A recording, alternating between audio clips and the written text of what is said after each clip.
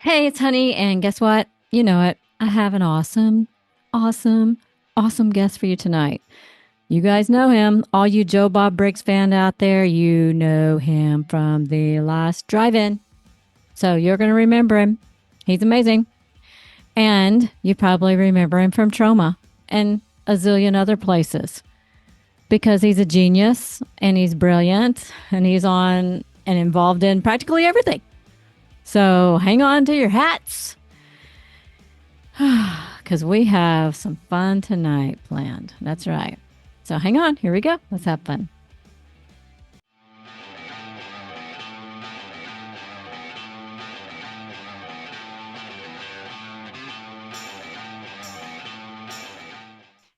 Hey, it's Honeygregory, and welcome back to my channel, Perpetual Learning. And tonight I'm doing double duty because I have one of your favorite horror people on here tonight. So you know it's going to be amazing. And okay, so tonight my special guest is John Brennan. Is that right? Yeah, that's right. Okay, perfect. So many people mess up the name because there is another John Brennan who was the head of the CIA. Oh, I'm not that one. I'm You're- I'm not the Central are Intelligence you sure Agency. you're not like undercover?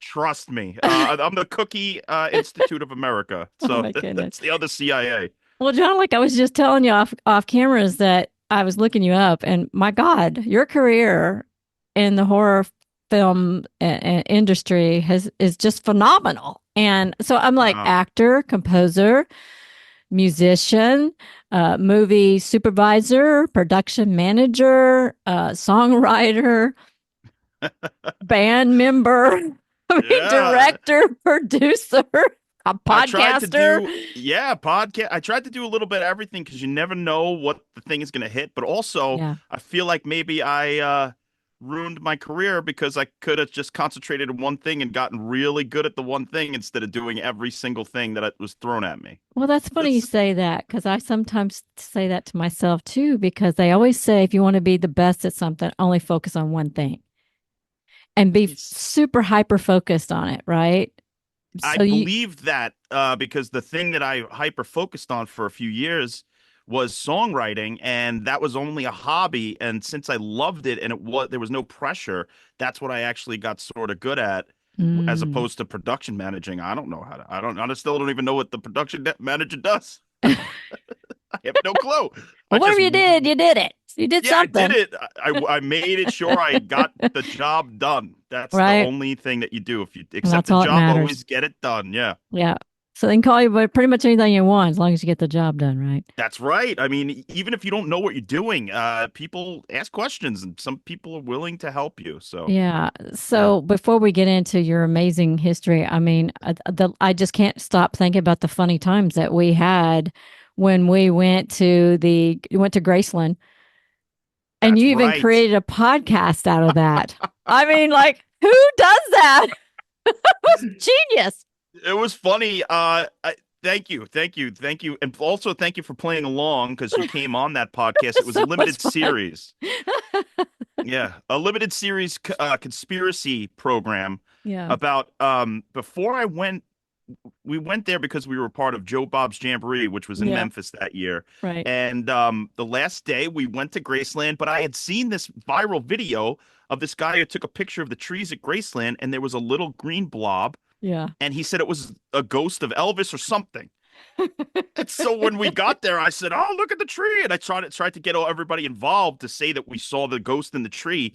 But then we took a picture, Yeah. me and Reeves, Yeah. and there was an orb in the tree. There was. It was like this white, milky looking something. And Yeah. I'm like, what the heck? So, hey, it might have been a light leak. It might have been Elvis's mother instead of Elvis. Who knows what it was? But it Yeah. was there. So me and Reeves sort of just like started joking and coming up with all these theories as Elvis is trapped in the trees. Yeah. He was a wood abuser in his life. So then you were nice enough to come on the program and share your firsthand encounter.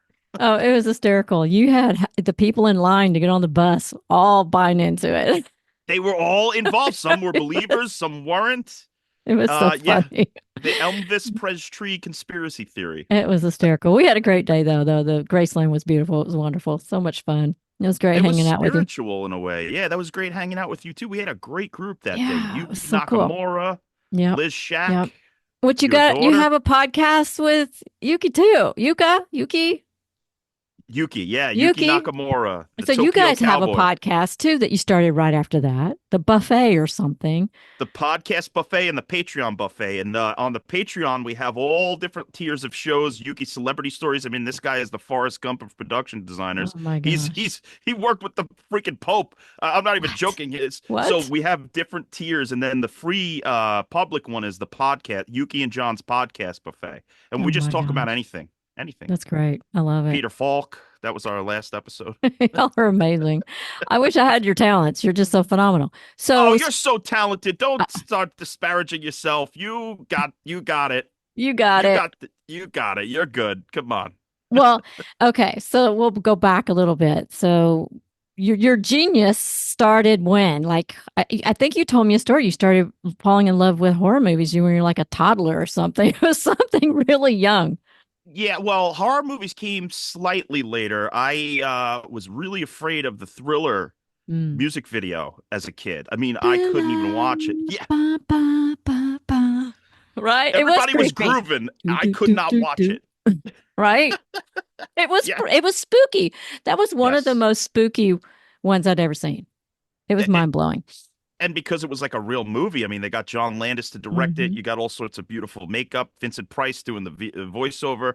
It's Wow. amazing. So that scared me. But then when I got a little older, my cousins sort of forced me to watch Friday the 13th Part 4. Ah.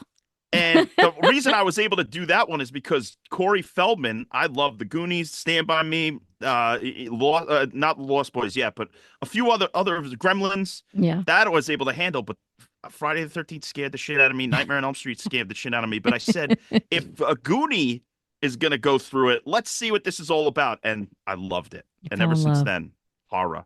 Cool. Good for you. What about your love of horror? Where'd you start with? Oh gosh. Well, it was I know this is gonna sound kind of dorky, but my grandma used to love movies and she was a Vincent Price fan. Oh, And she liked old movies. She liked black and white old movies. And she liked a big genre of movies. But I remember that after wrestling on Saturday nights, a lot of time they would have a scary movie, sure. and sometimes she'd let me stay up a little bit, and sometimes it was on Friday night because we had a local horror host back then. And I can't even remember who it was, but we had someone back then too that was on the local channel. And if I spent a night with her grandma, sometimes I could sit up and watch it. That's awesome. But she loved old movies and I loved old movies. So she'd let me watch scary movies sometimes, while I was there. And so there was something. And then when I got to be a teenager, it was Friday the 13th and Halloween. Those scared the poopy out of me. I was like, mm-mm. It took me a while to grow into it. Sure, sure. I Yeah. mean, it Get is a brave. frightening thought. A never stopping Hmm. psycho killer who can't Yeah. die just keeps coming to get Yeah. you. Yeah. Like Terminator. That scared the poop out of me. I love that movie. But that's like a horror movie. You just don't think about it because it's so Oh, sci-fi. the first one is absolutely a Yeah. horror movie. Absolutely. Yeah. Totally. So after that, what happened? Then what took you there? Oh, well, I don't know exactly when, because it wasn't just horror. It was like everything all at once, like music I was into, and Mhm. that I used to write little You lyrics were a for with rock my fan, weren't friends. you? Yeah, Big heavy rock? metal Yeah, was heavy my metal. thing. Yeah. Headbangers Ball, Oh, all that yeah. stuff is Yeah. from like 8 years old. I had a little mullet running around with the Iron Maiden patches on my denim jacket. I was an AC/DC fan, Pep Mm, Benatar. yeah. Yeah, a lot of those. So I always used to just like want to make movies and want to make music for fun. I didn't even think Mhm. about it as a career at all. And I used to borrow my parents' camcorder, go with my friends and make high eight movies in high school. Oh, cool. Shorts and stuff, sketches, skits. But they were mostly comedy. But horror came way later as far as if I thought it could be a viable career because I moved back I lived in LA for like 8 years and then I moved back to New York to try and start over Mm. and I got involved with Troma Entertainment Yeah, I remember and that. Troma was what gateway into the horror community Yeah. 100%. Like I was always a fan, but I never thought, oh, horror is like a focus. You can actually just focus in this genre because so many fans Yeah. and there's a So many community. options. And so, yeah, the community is Yeah. tight and there's so many options. Yeah. So Lloyd, he gave me my first shot in this in the industry because I mean when I was in LA, I wouldn't even consider that really a career. I was writing, but Hmm. I didn't sell a damn thing. I made a couple of short movies. I made a shitload of music, but nobody ever bought anything. So that was more like a gestation period. Yeah. Then when I moved to New York, it was like career oriented. So I said, I'm just going to volunteer at this place, Troma, that I respect, and do some editing volunteer work just for fun because I got to know how to edit a little bit. And I got approved. And then I started working directly with Lloyd doing his make your own damn movie lessons that were for YouTube specifically. Oh, And cool. then just our relationship grew and he asked me to be his personal assistant. And Oh, then, wow. but that means at Troma, when you're a personal assistant, that means you do everything from produce the movies to scrub the toilets and everything in between. Oh, So wow.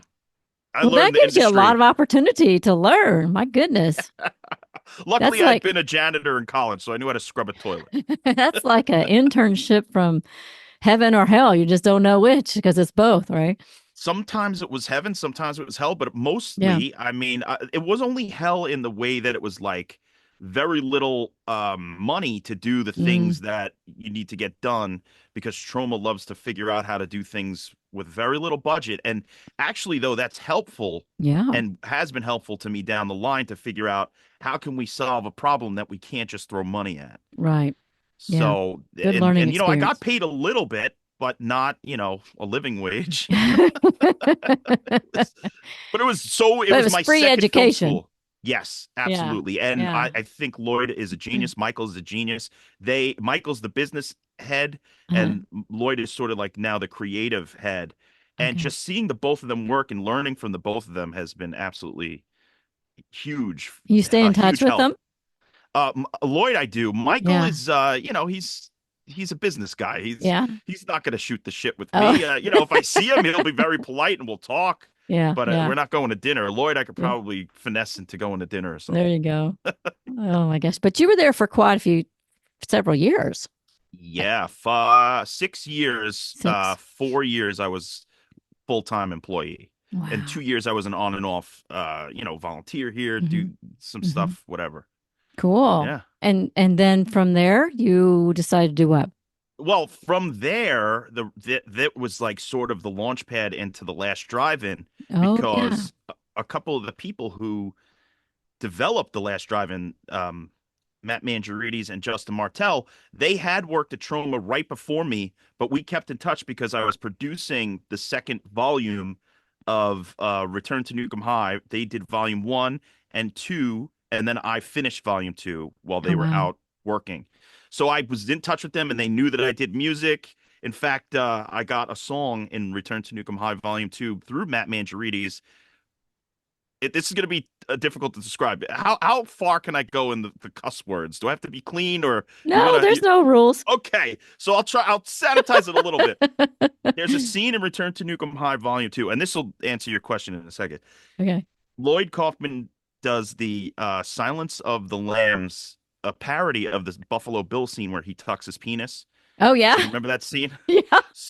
So Lloyd does that scene in Return to Newcomb High Volume 2, but they obviously couldn't afford Goodbye Horses. So, so Matt Mandry said, "Hey, do you think you could try a knockoff of Goodbye Horses and make it sound just slightly similar?" And I said, "Yeah, let me see what I could do."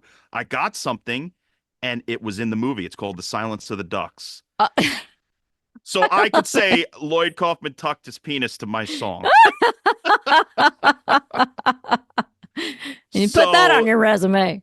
and that's kind of what led to The Last Drive-In because Matt Mangiarides, when Oh, he was no. developing The Last Drive-In, he remembered that I did the penis tucking music That's and said, hilarious. "Hey, man, you want to try just a demo and see if you could do a show open for us?"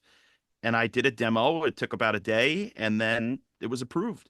Cool. So I just got lucky meeting the right people at the right time. Yeah, and you're amazing because I know when I was on the season 4 premiere, I guess when I met you and Yeah, and everybody in the crew and stuff, and I had to sing a song. And I'm like, what? that And was Joe Bob's idea. yeah, and you sent me a demo, and I'm like, I don't know what I'm supposed to be doing. I'm not a singer, So I get there, we're upstairs rehearsing, me, you, Darcy, and we're just kind of winging it as we were going. I'm like, oh, Lordy, this is going to be something. But you wrote it all. I mean, the music, the words, everything was great. And I was like, oh, I hope I don't butcher this. Well, actually, that you did a great job, and so did Darcy. I mean, seriously, it turned out way better than we thought, just based on that we had like 3 hours to get it all together. And Right. you're lucky, though. Joe Bob originally wanted some tap dancing. Oh, I don't know. I don't know how I, talented that and good that would have been, but I think it would have been great. You guys did a it great would have been job. funny. It would have been very funny. The Yeah, he song is does silly based on stuff. T for Two, this Yeah. old like public domain song, and then Joe Bob wrote those lyrics, and I adapted it Oh my sort goodness. of in a Mark Mothersbaugh synthesizer, Pee Wee's Playhouse way. Oh, he wrote the lyrics. I thought you wrote Yeah, the lyrics for some no, reason. that one was a complete surprise to Oh me. I my was like, goodness. Joe Bob wants his musical number. Let's give it to him. That was hysterical. I was like, uh. Here we go. I don't know how this is going to turn out, but oh It was wow. great. It was great. Well, you've been on there how many seasons now? We're entering season 7, so Okay. but the technicalities of all the different specials, and I mean, we've Mm-hmm. done 10 seasons worth of television, Oh my but since gosh. it's like specials and marathons and this and that, we're Right. only up to season 6 officially. Okay. But you're going to start adventuring out and doing some other things now, right? Oh yeah, I mean, this, I know that things don't let the impermanence has been the lesson of the year for me, like Yeah. for real. Yeah. So I am starting to develop my other stuff. I have a company that I'm building. Wow. Obviously I'm doing the podcast stuff with Yuki just as like a fun side hustle. Yeah. But I got into this industry because I wanted to write and direct movies, Yeah. and that's the one major thing that I haven't done. I've helped other people. I've directed scenes. But as far as like a feature film, Mm. but that's from me, I haven't done that yet. So that's the Well, next make sure step. you keep me in mind because I keep telling Yeah. people I want some parts, and then everybody's like, "Yep," and then never happens. I'm like, Well, they if you forget want to me. die in the woods, They forget me getting every chased by a time. Wendigo, I mean, is that, you want to do Hey, that? I'm interested in trying some new things because when Great. I was on Joe Bob, it was just honey, so kind of ditzy and mean to Joe Bob all the time, and I'm like, okay, I need to stretch a little bit here. Hey, I'm down. I love the way that you present yourself, and I think that you could carry a movie. So let's do it. Let's Yeah, get the let's do it, honey honey. male girl massacre. Why not? Well, I could be. It could be. Honey returns to the drive-in, and then I kill people at the drive-in. Yes. That's a great idea. You could hide in the trunks and Yeah, pop out, and oh anywhere yeah, behind the tree. it's great. Me and Elvis could be hiding in the trees. Bring in Elvis. That would be great. He's the spirit in the tree is what's telling you to kill. Oh my gosh! Hey, there you go. It could certainly Hell be yeah. silly. I don't know. Something fun. No, I still have my script that I've been really wanting to get, and you recommend some people and some other people, but the funny thing is every time people look at it, they go, "Oh yeah, I love your script, but now I want to change it up." And I'm like, "No, thank you." Yeah, unfortunately, that's the nature of the beast. I Yeah, mean, so many yeah. people want to put their input, but I think sometimes that it would be better if people just see a person's vision Mm-hmm. through and Mm-hmm. take the chance, because a lot of times the things that get ruined were in the first draft that they changed. Oh yeah. People are like, it's so confusing. Yeah, it's confusing because the producer changed it, or this Yeah. person changed Or it, they cut that part out, a big chunk or Yeah, something. Yeah, yeah. yeah. No, mine's awesome. It's a little cheesy, but I think it's good. What, But of course, I'm a cheesy's little good. a little partial. Yeah, but cheesy's good. Sometimes levity is great. Yeah. Is it a horror movie? What is it? Oh, there's some gore in it. It's a vigilante. Oh, I like that. Like Miss Yeah. 45 or something like It's a that. vigilante. It's kind of like a female Charles Bronson. There's a hole in the world that needs these vigilante movies to come back. I love vigilante movies Same, because it's same. the underdog fighting for the underdog usually, and I love it's like I've always Yeah, been a Batman fan, which is a vigilante sure. movie. They call him in the new one the vigilante. I mean, they Oh, do they actually just really? went. Yeah, and the new The Batman. It's like the Batman Vigilante.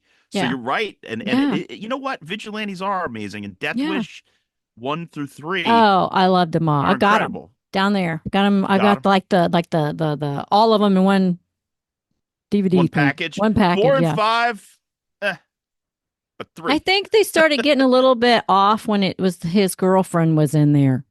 Mm. When she was the woman that was raped who went back and then killed everybody. How many people in this guy's life could get fucking I brutally sw- raped and murdered? exactly is what I said after like the third or fourth one. But that's the same as like with Friday the 13th Sure, and Halloween and all those others. They just keep putting them out. There's always sure. someone wanting to watch them. So That's money. right. Who Money, cares? money, money. That's what it's all about. Well, tell me about your band. Oh, so currently it's John Brennan and the Big Feet. I love And that. we formed just because of The Last Drive-In. I mean, I was doing the theme song, and after I did the demo, Austin Jennings, the director, said, can you get in a studio and add some this and that and some slide guitar? And I added a fiddle and Wow. organ. So I didn't have a name for the collective, and so I called it John Brennan and the Big Feet.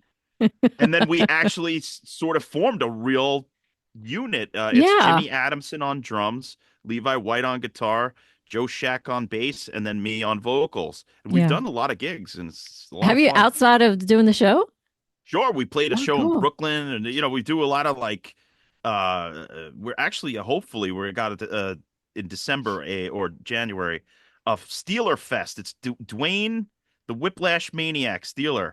Oh my He goodness. is this amazing Brooklyn artist, and he's done a bunch of movies and art. Oh And we're gonna wow. do a celebration of him in a festival. So Oh, that'd be so keep your cool. eyes peeled. Yeah, let me know what's going on. I was supposed to be doing something in November. John's going to be in town in Indy, and I was supposed to go, but then Darcy, I guess, was able to show up, so they said we want Darcy instead. I was like, Oh, oh, that sucks. Thanks. sorry.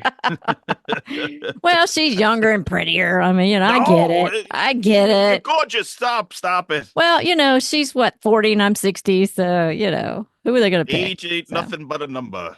that's We're what they we're say. all we are this body again impermanence. That's what Yep. I've been learned. Yep. This body is Yep. not us. No, it's It's just an avatar, man. It's a meat suit.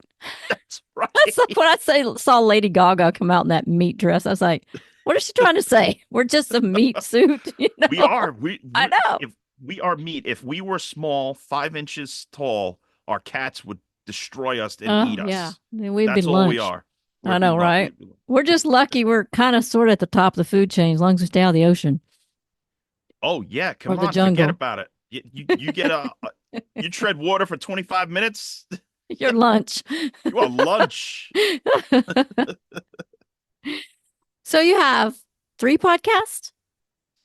The main podcast is Yuki and John's Podcast Buffet. We put that out for free to the general public. But then behind the paywall on the Patreon, we have the Universe and Human Stupidity, which Okay. is Yuki and I study the universe from the standpoint of human stupidity because we're not smart, we're not stupid, we're like right down the middle. So we There you kind of go. study intellectual things. Then we have Yuki's Celebrity Stories, which is Yuki telling all of his celebrity stories. We're on 10 episodes. If you could believe this man met that many celebrities, he really has. Wow, that's And cool. they're interesting stories.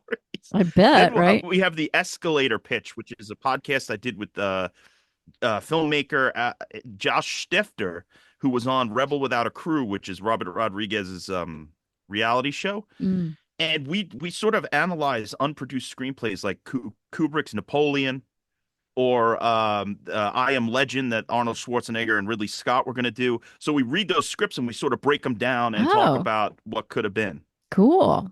And then we have the Elvis Friends tree, which is what you mentioned. Yeah. And then Liz and Yuki actually have a podcast called Out to Lunch with Liz and Yuki. Oh, they do? I haven't seen that. That's They only hilarious. did 2 episodes so far, and they have 2 in the bank. So we're gonna slowly Get put those those out out. there. Wow, Yeah, that's cool. That is so yeah. cool. We do a lot of stuff. I mean, we did this episode thing called Yuki Reacts, where I just show Yuki stuff from the internet, and he reacts to it, and he has a lot of opinions, a lot of funny opinions that aren't they're off the beaten path. Oh my gosh. And didn't you have an album out or something? Didn't I Yeah, see I put something out at a one of the few. conventions? Yeah, I put out a few records, 2 volumes of the Last Drive-In soundtrack. I mean, I've done for the show now over 50 original tracks. Wow. Also have So you own the contributed. copyright on all that? Yeah, I do. Wow. Luckily, I Good for you. not everybody is able to do that, but for some reason, they were nice enough to say, yeah, you can own the song. So Yeah. Well, you down the line, if writing some them and performing them and yeah, I just got lucky because yeah. a lot of other places would own that. Yeah. So, and then I put out a solo record in 2021, No Offense, None Taken, and that's more, I don't know, synthesizer, comedy, rock and roll tracks that That's a were good all home title though. I recorded. like that. That's a No good title. offense, none taken. You don't even wait for the answer. You say no offense, and then immediately say none taken to the person, and they can't get offended. Right. That would make a good movie somehow. That's a good movie title. No offense, none Ooh, let's taken. write something together. That Let's would be do it. It'll cool. be another vigilante. All Like, right. no offense, I killed you, none taken. Yeah. Right? Yeah. I like it. See, I told you you're a genius. Give you like a title and you've already made a whole movie out of it. Thank you. I mean, you know what's funny is like, I just sit around sometimes and just think of silly things. And I know that a lot of people do that, but it's such a pleasurable experience to come up with little movies in my head. It's like, Right? Well, it's you know, so, I used to do that as a kid. We called it daydreaming. I never well, thought yes, to write it daydreaming. down. Oh, you You should. know? Now, yeah. Yeah. We It's do it all the because time. the kernels of insanity that come through all of our minds. Sometimes if we catch them and write them down, they really can't. You never know. I mean, yeah, somebody thought of Star Wars. You know, George Yeah. Lucas one day was sitting there thinking of Star Wars, and if he hadn't followed that thread, I don't know. I think he had some inside info you like what? on UFOs and aliens and stuff. Oh, I've never Yeah. heard this theory about I don't Star know. I just Wars. kind of feeling it. Kind of the same feeling I get. What was that other movie? Close Encounters. That's a strange one. You're right about that. There's some that one to me is like one of the most eerie, even though it's supposed to be sort of a triumphant alien movie Mhm. where humanity and aliens come together. That Richard Dreyfuss abandons his goddamn family to go off into the stars. That Completely ain't loses cool. it. That's not cool and sweet. That's horrible. I thought it was a great movie. I loved it. Oh It's no, my it's a favorite. great One of my movie. favorite movies. Yeah. I But love it when he's he building abandoned it his with the children. mashed potatoes. Oh yeah, he's like Yeah, he definitely carving abandoned it. his family, but she kind of left him. I mean, he was having like a midlife crisis for sure, but she just kind of she couldn't Yeah. take it. Terry Goss, she couldn't handle it anymore. He was a little nutty. So what else are you doing? What was this? Now, is this you or somebody else in this costume? That kabuki? Oh, so that's a great thing. Is That that you? no, so I'm not in that costume. That was a man named Doug Sackman, who had an Okay. amazing career in special effects, makeup, acting, producing, production coordinating. I mean, he did it all. And he was with Troma from the early 2000s. He started on The Toxic Avenger Part 4 and just worked his Mm, way through and worked on all of Lloyd's movies and then started his own production company. And he used to play the Kabuki Man character on their TV show Troma's Edge TV, mm-hmm. which was like a kind of a big deal because it was on the BBC for a Mm. while and it was a reputable real television show. So he left the company for a while as far as, you know, because he's had his own thing going on. And when I got back, I saw some footage of him and I said, oh, wouldn't it be great to bring this guy back to do this Kabuki Man stuff? Yeah. So I pitched a web series to Lloyd and his daughter at the time. They were trying to build up the YouTube channel. And I said, what if Kabuki Man was a host of a television show and he's just too drunk to do it? He's just like wasted the whole time because they made him an alcoholic in one of the movies. And so he was like, I don't get it. Lloyd was like, I don't get it, but go ahead and do whatever you want, you and Sackman. And we did. And Oh we my did gosh. 16, no, we did 10 episodes of a first season, 6 half-hour specials, and then an hour-long special. So it was a See, really great collaboration. you come up with the funniest stuff. It was a great time. I mean, we got to travel the world because of that show. We went to the AVN Awards in Las Vegas, like Oh the my the goodness. porn Uh Oscars. huh. Uh huh. We went to France. We went to the Cannes Film Festival. We went to Hollywood. Oh my We did gosh. so much. We traveled the country with it. Oh my gosh. It's all See, on YouTube. It's that's hilarious. Kabuki I, Man's I was cocktail watching it and corner. I was like, is that him? Who's behind that mask? Why has he got that posted on his stuff? Something's up here. I need to No, figure out I that. directed it and wrote it and Okay. edited it with another great editor, Dylan Mars Greenberg, who's a great Um, filmmaker. And we just had fun, and we would do that on in our spare time when we were at Troma. that's great. Y'all are Yeah. funny. That is so funny. So, okay. So who's Johnny Bubba? Oh, yo. What Now is that? this I love. Okay. R.I.P. to the Iron Sheik. Before he passed, and I mean, it was probably an intern or something, Uh-huh. but I saw a car in Queens, and the license plate said Jabroni. Jabroni. Okay. Hmm. Jabroni. Now, jabroni is an insult that Iron Sheik has been saying since the 80s, maybe even the 70s.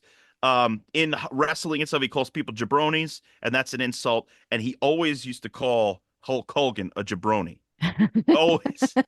Even till like the day he died, he was like, Hulk Hogan's a jabroni with raisin balls. Like that's used to be his Twitter feed. So I saw this car and I took a picture of the license plate, which is probably illegal. I shouldn't do that and post it I, online, but I don't maybe. know. I don't know. I really don't know how that works. But I put it out and I asked the Iron Sheik, I said, Iron Sheik, is this Hulk Hogan's car? And he answered me and he said, Yes, Johnny Bubba, that is the Hulk Hogan's car. And it got like a lot of people on on his Twitter feed, like, yeah, fuck Hulk Hogan. But the fact that he called me Johnny Bubba, I said I'll never ever forget that. I think the Iron Sheik is one of the greatest wrestlers and entertainers of all time. Oh, cool. So I'm gonna Yeah. keep Johnny Bubba There you in go. my bio. And by the way, I will say this Hawk Tuah girl, Uh-huh. she didn't start Hawk Tuah. Go look at the 80s. Iron Sheik was Hawk Tuah all over. He used to come into the ring and go Hawk to America and like pretend to spit all Right, over the. right. Yeah, I He remember started. that. I Yeah, remember that. Well, I was a wrestling fan back when I was young, but it's I'm wearing the shirt Saturday Night Main Event. there you go. Awesome. Yeah, I was a the Claw. Oh Yeah, yes, Fritz von Erich. I was a huge Fritz von Erich fan, me and my grandpa. Oh my gosh, yeah. Saturday night we didn't miss that. Y'all Did get you out of the watch way. that movie? I haven't seen it yet. I heard it was okay. I heard it was pretty It's good. it's very good, but just bring the tissues. Oh, really? Well, and I told this story in another podcast. Is one of his sons, and Hmm. I knew both of them Oh back wow. in the 80s and 90s, and I had a date with one of them. He and I Whoa. met. We hit it off. He asked me on a date, and like the next weekend or two, and so I met up with him, and something happened, and for some reason, he had a family emergency. And he goes past me, he goes, I got to go, or something like that. He said something to me. And I was like, what? And he whooshed past me. And then his brother comes up, the big hunky one. He comes up and he says, uh, he has to go, family emergency, blah, blah, blah. So I wound up hanging out with him all night and wound up being on a date with him instead. Whoa. Yeah, it was so crazy. And it was like so cool to me because I'd been a fan of his dad's forever and here I am out hanging out with his sons, it was a big deal That's in so my cool. mind. Yeah. But No, then you got to meet. That's yeah, wrestling yeah. royalty. Well, and then, the one that I wound up hanging out with, we were actually supposed to go out on a date, you know. And then so a friend of mine was like, "Girl, just stay away. It's bad news. They are Really. wild men. They're all girlfriends, wives, 10 kids. Stay away." Like, The oh, movie gets okay. into that a little bit. I mean, it's Yeah. just they all had a lot of bad luck, and that's very Yeah. sad. It is very sad. Yeah. There were Yeah. some situations But they there. were lucky because they met you. Oh, That's amazing. they got to meet Honey the Mail Girl and they didn't even know That's it. that's right.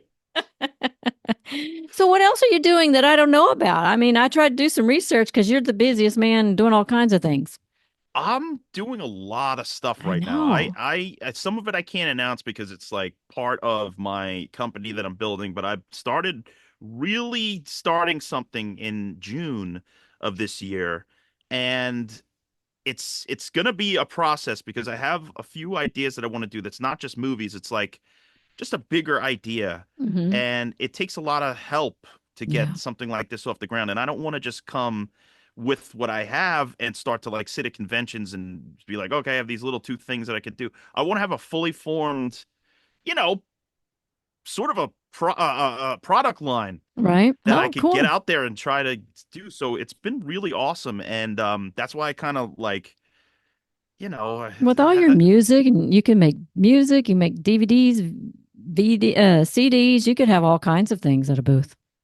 absolutely. So that's Yeah. kind of the idea is that under this one banner, I put Mm-hmm. all these things together, but I also have hired a couple of writers to help me, a couple of artists, Mm-hmm. and we're all developing this sort of like new horror brand Mm. that won't necessarily, I mean, it won't just be horror, but that to begin, we're going to concentrate on horror and see how we do. Yeah. And it's Well, I been still amazing. want you involved in me doing my honey returns to the drive-in stuff. I When need are you doing that? well, we've tried to shoot the pilot a couple times and things keep happening. So I really want to shoot the pilot. I've got kind of like my idea down what I want to do. I need some help. Like you said, it's hard to get people together and figure it all Yeah, out. But no, I'm yeah. serious. I want to do Well, to be honey quite returns to the honest, drive-in. you should do it. To be quite honest with you, this is only my personal thing. I'm not disparaging the movie industry in any way, shape, or form, other than the fact that I've learned that I really don't like being on sets. I just Mm. I've spent so much time on sets and I've helped so many people's dreams come true, Oh. and it's like really been a rewarding thing, but the set life and is very difficult. You have to Mm-hmm. wake up very early. You have to spend 18 hours at a time, Mm. do all these sorts of things. You have to pick up the slack for other people who work.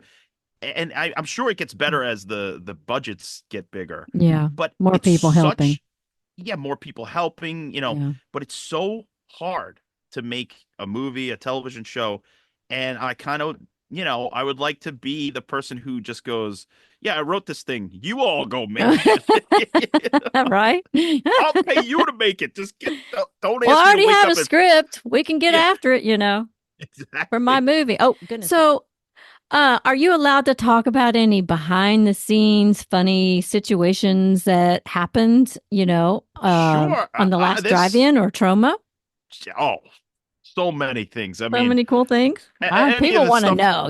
They know. They want to know. yeah, any of the stuff that's like bad, I wouldn't, talk about. But nothing was really that bad. There's funny moments more than anything. For instance, I'll never forget this, and I still feel kind of bad about it. I was driving Barbara Crampton, who is a great actress. She was in Reanimator, From Beyond, and is like sort of now like the godmother, fairy godmother of all horror. Yeah, right. She's amazing. And I was driving her to set one day, and all of a sudden I broke really quick because a squirrel darted out in front of us. So I stopped to make sure that I didn't kill the squirrel, but she screamed so loud because she didn't expect it. She was like, "Ah!" The And I scream was, queen in the back seat, huh? but it was a jarring, anybody would scream. So I was like, I'm so sorry. I'm so sorry. A squirrel ran out in front of the car and I didn't want to kill it. And she goes, is it alive? And I looked back and I saw it running. I was like, it's alive. Like I didn't kill it. She's like, so then it was all worth it. Aw.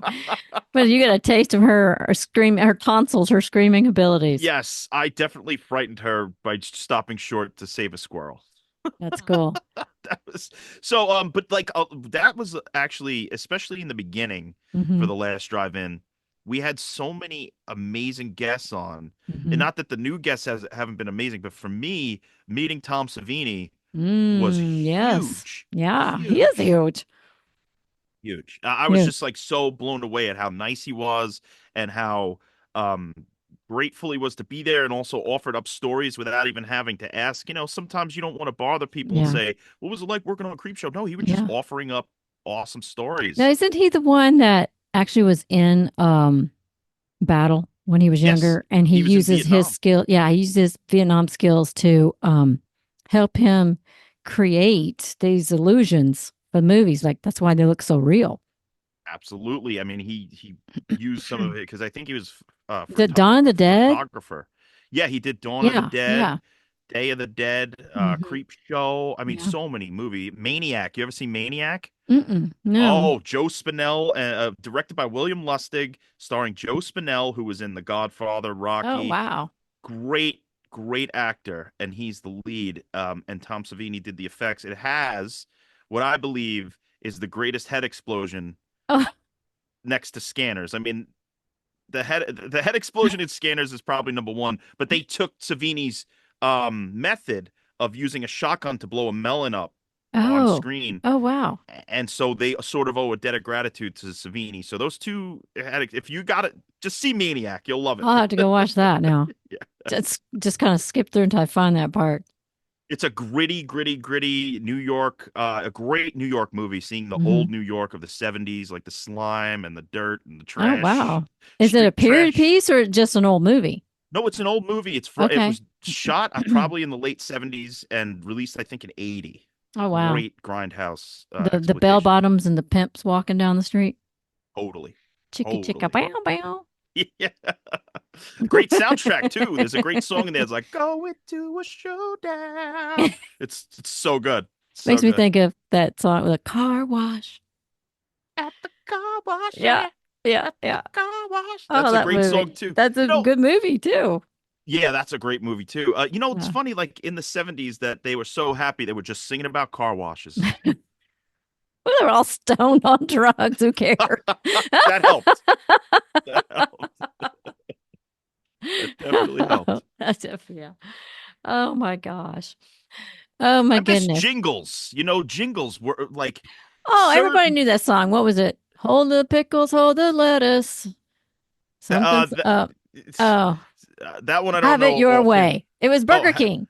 BK, have it your way. That's like the new one. But yeah, Yeah, it was. We used to sing it. Hold the pickles, hold the lettuce, something, something. I can't remember now, but we knew it when we were kids. It's like you knew the jingles. You didn't forget because you knew the no, jingles.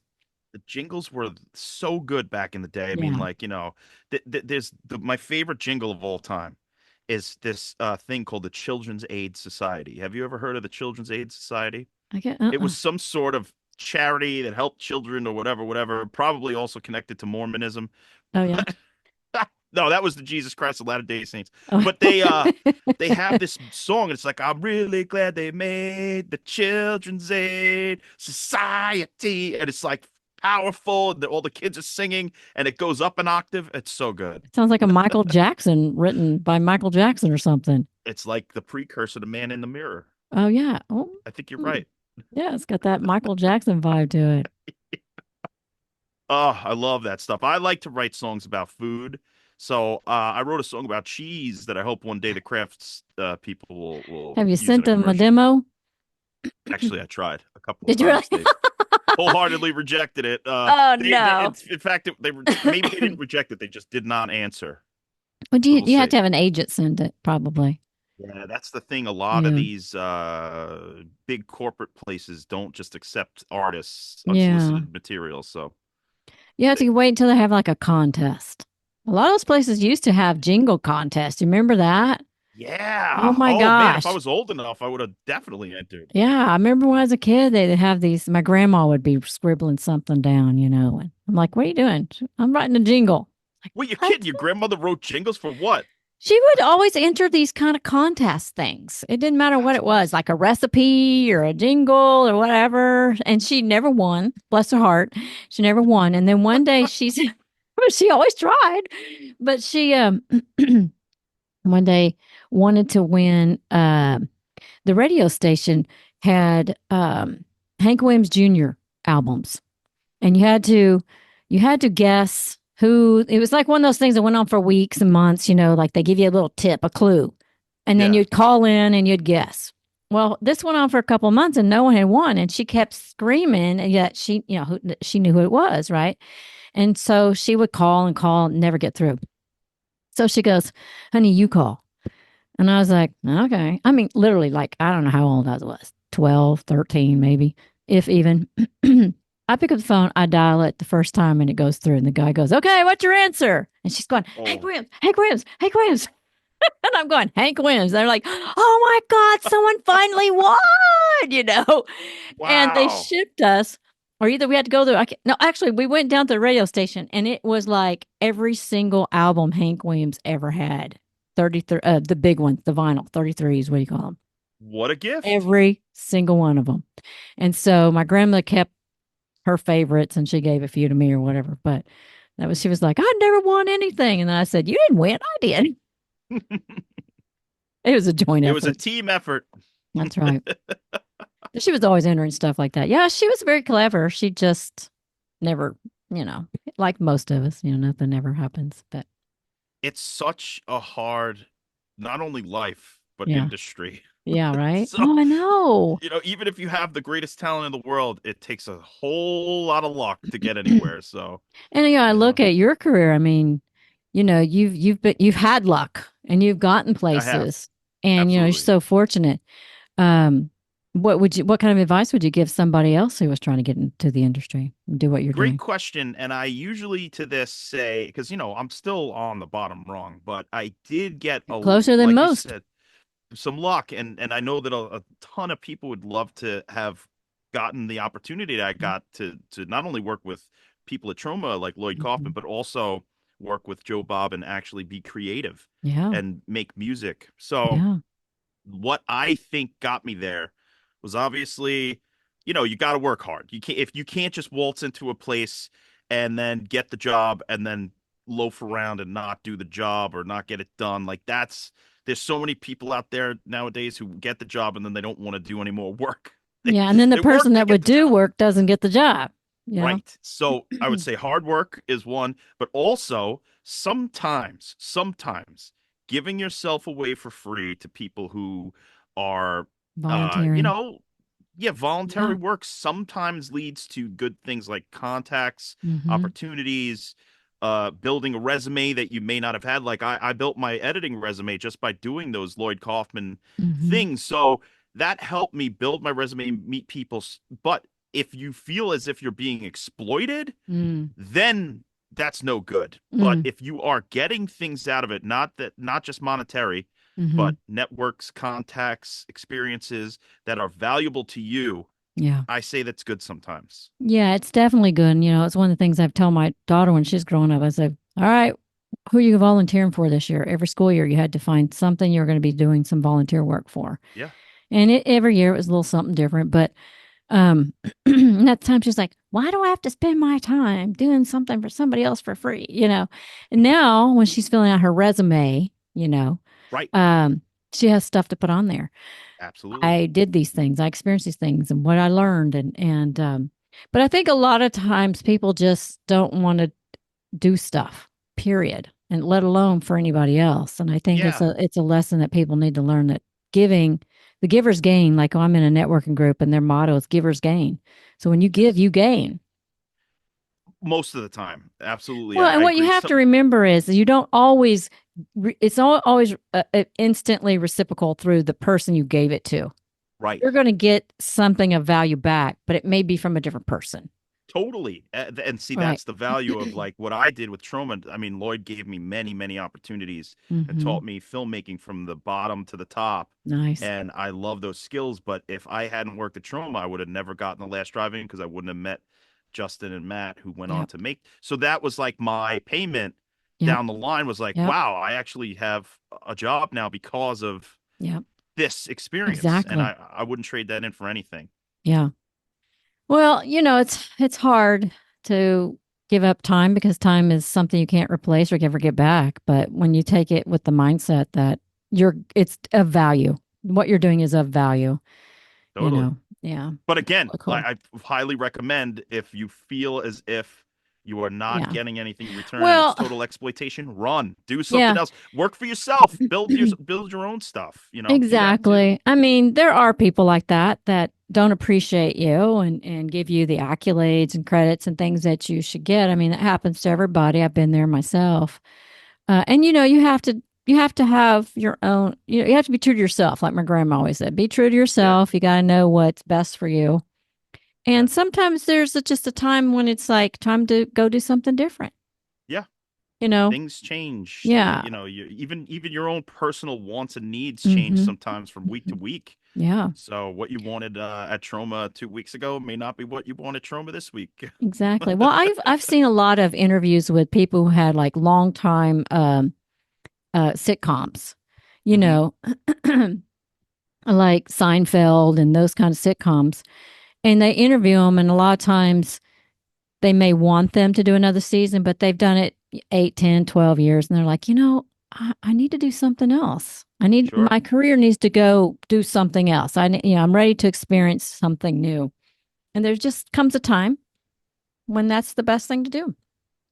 And we've all been totally. there, like right now I'm a lawyer, and there are days that I love it. And there's days that I'm like, oh my God, if I have to do this again, I'm going to, it's going to be like a horror movie around here. It's just, that's awful.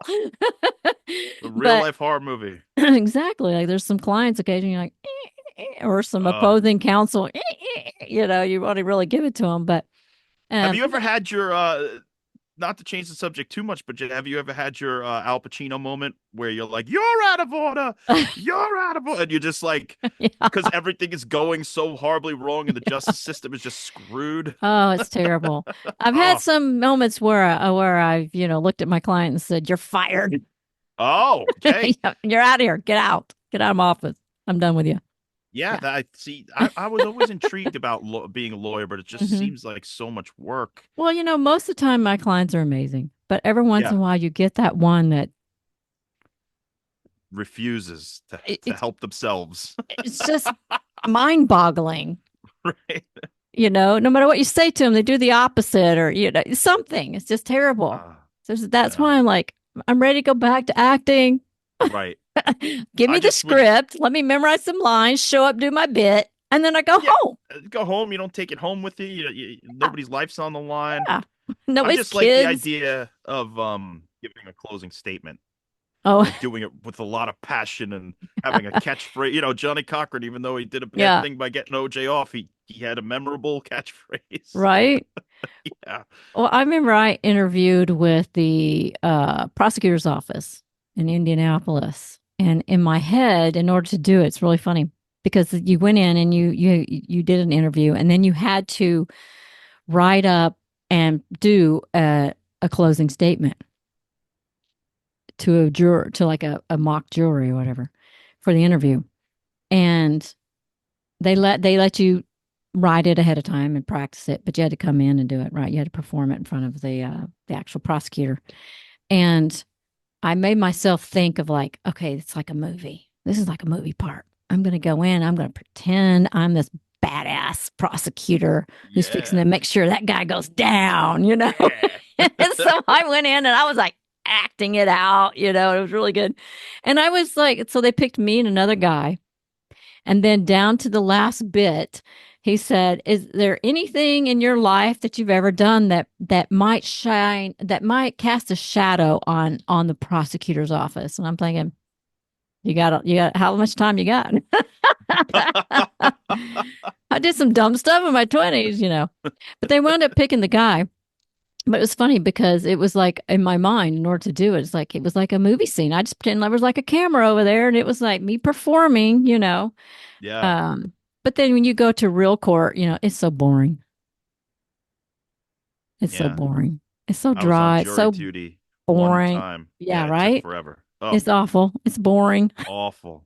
It's not like a And I knew movie the at first all. day, I know you're not supposed to make the decision, but I'm going to admit it here. The first day I was like, I know exactly how this is going to happen. I'm going to waste 2 weeks of my life doing this, and it did. It played out the set because from the get go you knew because it was a lawsuit, and we Mm. knew that the person who put the lawsuit forward didn't really have any grounds to stand on. So Oh, I was just like, heard all the evidence, and I was just like, I knew.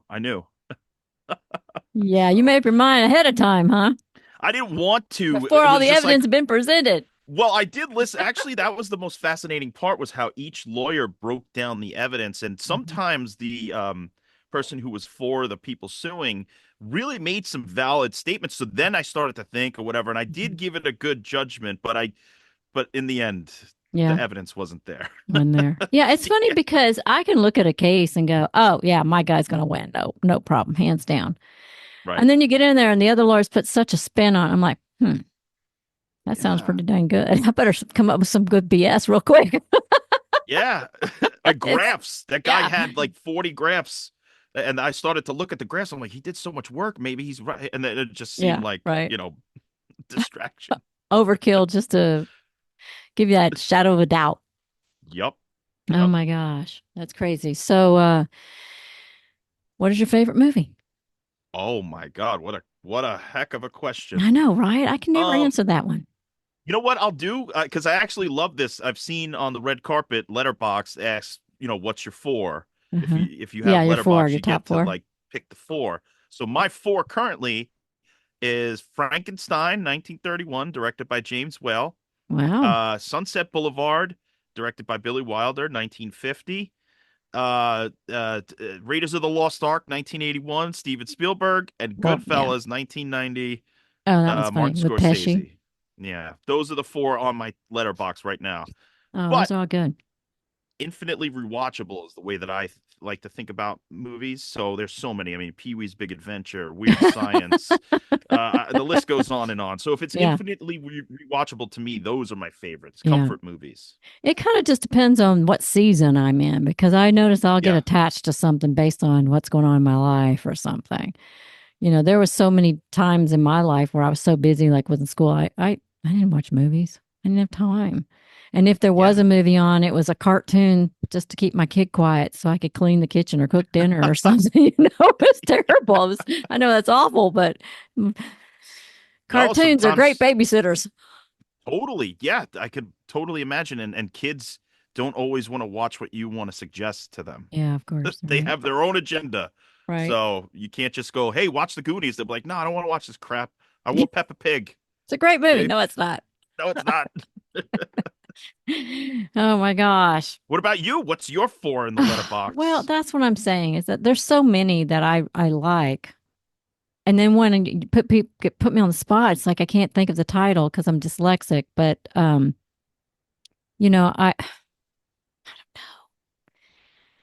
Weird Science. what is that one with Diane Lane where she goes to Italy and buys that house?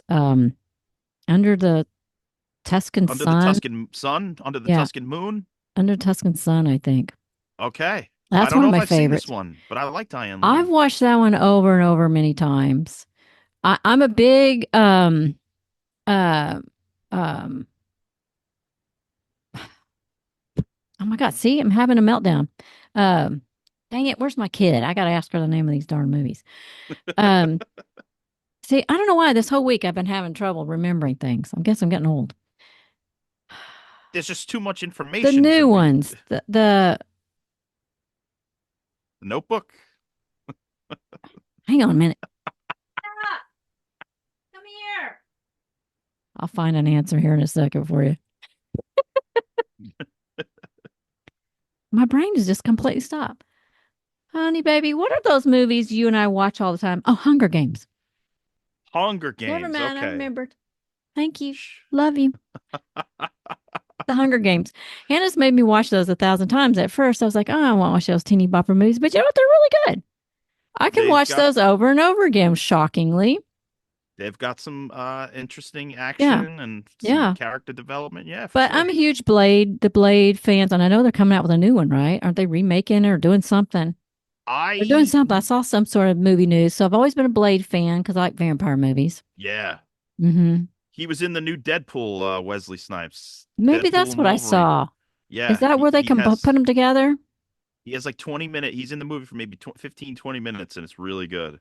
Is it really good? See, I'm not I a loved it. Deadpool fan, but Wolverine I like. Blade I It's like. funny. I might have to see it now. Honestly very funny. You'll Is like it it. funny? Well, I don't know if you'll like it, but I liked it more than most Marvel movies for the last like 5 years. Yeah. So I So, like Batman. Batman movies are always Superman, Batman, all of those, what about the new Penguin Spider show? Man. Did you watch that? I haven't seen it yet. It's excellent. Is it a show or a movie? It's a show Is it following the last movie, but you don't really need to know much about what happened in the movie because they do a really good job of summing up what's going down in Gotham City. okay? Is it And kind of it's like Gotham, the show that was Gotham? It was on stream. I mean, it's like on. kind of It's like a got sitcom thing or sort of, it's or got elements of it, but it's more of like a crime show where the Penguin is the star oh, okay. and he's like trying to pit different crime families against each other in Gotham so he could rise to power. But he's honestly, Colin Farrell is unrecognizable. It's one of the greatest acting roles I've seen in years. I mean, the guy is killing it. So Awesome. it's good. Yeah, Yeah. I saw something about it. I couldn't remember what it was. I started to go see the new Joker, and everybody's like, "Don't do it." Yeah. Yeah, everybody's like, "Don't do it." I'll wait till it comes on video cassette. Yeah, Whatever it's released at Blockbuster, I'll go rent it. yeah. I mean, I love that sort of stuff, but Batman, Spider Man, the Avengers, all that kind of stuff. But like right Oh now, yeah. I'm rewatching. I like the oldies, so I'm rewatching the old 1950s, 60s The Saint with Oh Roger yeah, Moore. that's a good show. Yeah. Yeah, rewatching those. Heck I yeah. bought all the Perry Mason ones, rewatched all of them. I'm kind of old. I like the Who Done It and stuff, and vigilante and action stuff. I like a lot of that more than the horror. Columbo, Oh, I love Columbo. Liz Shack, my Oh my gosh, beloved. She she's so loves cute. Columbo, and she got me into Columbo recently when we both had COVID, Oh my and gosh, we just watched Columbo for like 4 days. I know, right? Like you It's can't help crazy. yourself. So They're so good. good. I used to watch that with my grandma. But yeah, I like all those old things. They're all good. Hell, yep. Yeah. All right. So who's your favorite band? Oh, again, I it's know, so right? difficult. But Hmm. I would say the bands that influenced me the most in terms of style and genre hopping was a band called Ween, Ween. They're a duo out of like New Hope, New Jersey, and near Pennsylvania. They did a lot of lo-fi music for a long time, but then they would do things like a whole entire country record with real country musicians. Oh. They honestly do all kinds of genre. I love them. But also Frank Zappa, the Hmm. Beatles, Iron Maiden, Madonna, Liz Phair. Uh, I could keep going. Stevie Wonder, so all these, it's like Yeah. the Wu-Tang Clan. It's a mishmash Yeah. of genre, Yeah. There's so many good and book. I mean, good musicians. it's infinite. I This stuff know. that I learned. I went to this the band The Killers. Mm-mm. You may have heard a couple of songs from them on the radio. Nobody told me that you had a boyfriend who looked like your girlfriend. Oh yeah. Yeah. Okay, so I did not know that I knew all these guys, and I got offered a free ticket, and I was like, yeah, why not? I'll go to The Killers. It's in Forest Hills, near where I live. It was one of the greatest rock and roll shows I've ever seen because the guy who sings, Brendan Flowers, and the band are note for note perfect. I mean, these people did not hit a wrong note. Wow. And he was like operatic singing, and then I've just randomly knew like 7 songs. So it was such a blessing to see a rock and roll show like that just kill it. Wow. So yeah, surprise Yeah. music can surprise you forever. Well, it's like with the Rolling Stones. I used to never think of myself as a Rolling Stone fan. Then someone gave me like front row tickets in Dallas to one of their shows and backstage passes. I knew nearly every song, nearly every word, and I didn't even realize I was a Rolling Stones fan until I was jamming to every single song, going, "Oh my God, I'm such an idiot." That's right. I know this one too. Wild Horses. God, come Like, on, keep it and coming. then you got to go behind and I'm like, okay, this is great. Same with Pink Floyd. I had great seats to Pink Floyd someone gave me, and we had backstage passes, and best Amazing. night ever. Amazing. Yeah. Got to meet Absolutely all the amazing. band guys. They had a big old casino backstage set up, and saw all the Whoa. roadies and the band and all their, what do you call them? Hanger-ons. Yeah, fans, Fans. uh, whatever you call them. And oh, it was a blast. We had so much fun. I don't think That's I so remember cool. part of it. If you're at a Pink Floyd show and you remember most of it, you did it wrong. I think there's. I woke up the next day going, I think I forgot some of it. Absolutely. You gotta forget. Oh my goodness. Well, how is Liz? She's great. I mean, Yeah, she's yeah, so smart and funny, and yeah. she's such a great artist. She recently made a short movie called Dodie Goes Boom Boom, and it's a very funny, short movie that played at the New York Shorts Film Festival Oh my goodness. recently, and was like really well received. And it's hopefully we can release it somewhere at some point on, some sort of a streaming channel or Hmm. something. So But you it's guys, great. are you guys going to collaborate now that you're going to be doing more projects on your own? Yeah, I mean, I write with Liz all the time. I mean, I've written maybe 4 or 5 scripts with Liz at this Oh point, wow. and one of the ones I could say the title because it's stupid, and if somebody steals it, I mean, what the hell? It's called Sasquatch. It's a half Sasquatch, half witch Oh, who Bigfoot and a witch, evil witch, have sex, oh and their goodness. offspring is evil. So now we're all fucked. And Oh. so Liz helped me write that, and she actually is a great writer because sometimes my ideas are like, I know a lot about where I want to go in the story, but I Yeah. like go on tangents, and Liz helps me rein it in Yeah. and sort of, get the ideas down on paper. That's cool. So I saw in there that you said you did some acting. You been in any what kind of acting? I mean I acted in 67 episodes of The Last Drive-In, so that was a lot of Oh, that's acting. right. They let you Yeah. guys do stuff on there. Oh man, a lot. And then I did a bunch of other side stuff like the most recent one that I did was in a movie called Curse of the Deer for Troma Entertainment, and I play sort of a character that breaks the fourth wall. I'm the reader of the script at the Troma Studios, and I'm reading the script, and I'm like, "Oh, you can't have the bare breast of the movie." And I'm like trying to censor the movie, and then the Deer just kills me, and I got covered in so much blood. Oh And my gosh. usually I'm like not that I don't care about sticky on my whole body except for my neck. And when it Mm. gets sticky on my neck and it starts to stick there, I start to get like claustrophobic. And What it was kind of everywhere. I was covered in blood. what did Just they like use for it the was blood? Caro syrup Is a syrup? Yeah. and mixed with maybe some weird Coloring. Halloween stuff. Yeah. Yeah.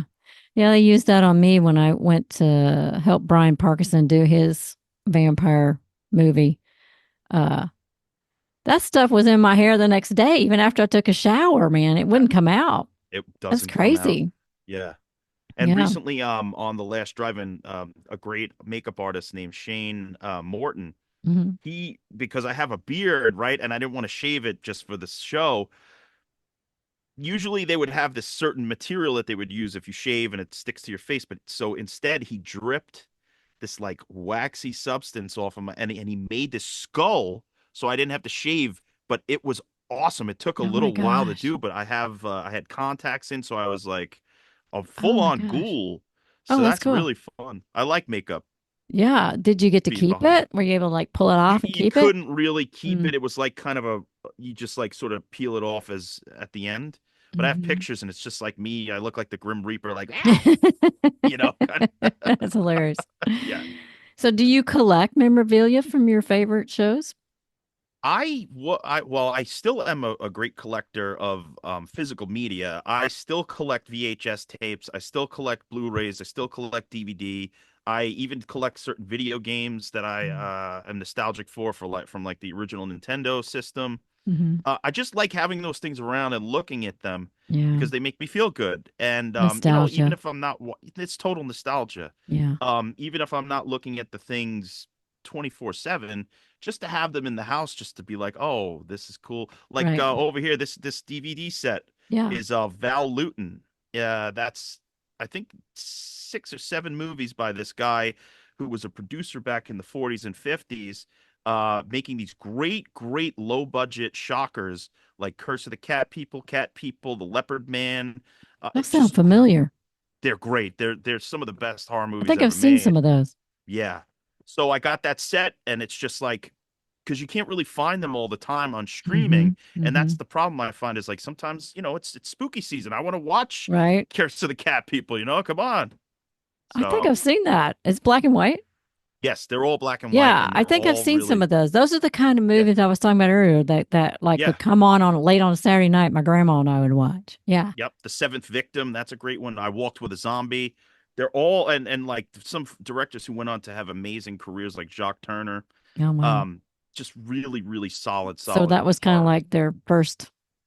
Yeah, they got in through like low budget horror, and then they went on Mhm. to make classics like Out of the Past and Wow. just great stuff. So yeah, that's like the thing is there's half the time that these movies that I want to see, um, if it's not on Criterion or TCM or HBO or whatever, it's you just can't get it unless, and even some of the rental places like Amazon, they Yeah. just don't have it. So Yeah. you got to get the physical media. When you come across it, grab it, right? 100%. Yeah. I Yeah. mean, thrift shops are the best for the Oh, I VHS. know, right? I found Half so price many good books. stuff. I go to Half the half price. price books outlet. Man, you can find some good stuff there. Totally. Oh, Or a I'm garage also sale, man. Hit some garage uh, sales. I did you know what I got at a garage sale the other day? This is you're gonna this is ridiculous. What? A fake piece of Oh, is poop. that a oh, that's poop? I thought it was gonna It's be a a fake pickle. it looks sort of like a pickle, but it's a fake poop that I got at a garage sale the other day. They were selling it for a $1. Oh I my said I never goodness. had a fake poop before, so let's Why thank you, not? garage sale. I love garage sales, man. That's where you get some amazing finds, things you never imagine. Yep. So when you start doing movies, are you going to only do horror or are you going to branch out?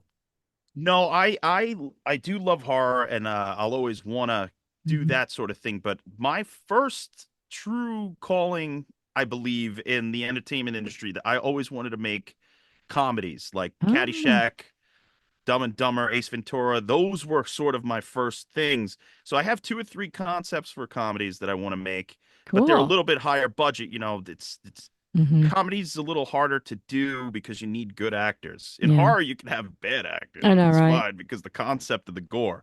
But Well, in comedy, I feel like you need actual solid yeah. Well, thespians. well, keep me And in mind. I love doing comedy oh, absolutely. Well, I'll throw you because down the I used to stairs. love. Oh yeah, I used to love. I love Lucy, and she was like the best clown ever. You know, she That's was the thing, great. the physical Hmm. nature of the comedy and And the the silly thing, stuff that they do, the so cool. quick dialogue, all that stuff. It's definitely a skill. And yeah, I'll write you a part. Yeah.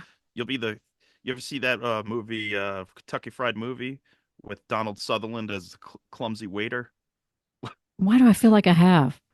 I think We'll I probably resurrect it. have. You'll be the clumsy waitress, and you'll just fall all over the restaurant, knocking people over with the Sure. bowls of soup. I was a waitress in a music video once. That was fun. Oh, Yeah, I used to do music videos. I'm in Hippie Hippie Shake by the Georgia Satellites. you're kidding me, really? Uh-huh. It's me You're in shaking. that music video? I am the original Georgia Whoa, Satellites Hippie Hippie Shake. Yeah, I'm in that one. I'm the one with the blonde swinging her hair around and shaking her booty. damn! I'm gonna go watch that because they had a Mhm. few That's the MTV. They were original on one. heavy rotation. Yeah, it was the original one. There's some other cuts since then, but go look for the original one. I'm in that one. Wow, that's crazy. And Doug Supernaw, the country singer, I was in one of his videos. Wow. A couple others, I can't think off the top of my head, but yeah, I used to do a bunch. And then I used to do a bunch for a company that did tons and tons of music videos for karaoke for Hmm. Japan. So somewhere over in Japan, my videos are in their karaoke machines. Walking on the beach, going up the stairs, whatever they make you do in those karaoke videos. It's like Yeah, they're going funny. eating They're dinner. yeah, they're funny. It's usually like a movie skit to the song. Yeah, Right, yeah, right. it's really Lady in good. red, you're in a red dress, yeah, etc. Yeah, exactly. Well, we got like 2 minutes. All right, We're down to it again. down to the wire. Well, this was amazing. Thank you so much for the Well, how opportunity. can I had a blast. well, thank you. I'm so glad we finally got to do this. You're amazing. I think you're a genius. You do great stuff, and you Right have back at amazing, you. amazing future in front of you. And how can people find you? I know you have like a zillion links. Yeah. Well, I try to consolidate it all down. My social media handle is at badtechno on Instagram, Twitter, the threads, all that stuff. So if you search at badtechno, I have either a link tree or something. You could also find me at www.badtechno.com, and that has the portals to like the YouTube, the albums, the music, and then you can find it all from there. Awesome. So you give me the links and everything, and I'll put it in below, and Great. everybody can find you. And oh my And gosh, I'm then so Yuki and glad. John's podcast buffet. We put that out every Monday. We're on our like 87th Oh my episode or something. gosh. And coming up, we're talking about candy for the Halloween season. So we Ooh. get really in depth on candy and the technicalities of what sweets is versus chocolate versus suckers and all that stuff. Well, aren't y'all good? That's a good excuse to eat candy. I like it. I love it. Maybe I need to do my next video on eating candy because I That's can right. I can devour some chocolate candy. I'll tell you, Yeah, that's me my too. addiction. Well, thank you, John. I appreciate you so much. Thank you so So much. good to see and talk to you again. Let me know if I can ever help you on any projects. I'm in. I will, absolutely. All And right. let me know. I'll share this out all over the place. Yeah. Well, good luck. And when it's done, I'll send it to you. All right. Thank All you so right. Say hi much. to Liz. Mwah. I Love you. will. See ya. Bye. Bye.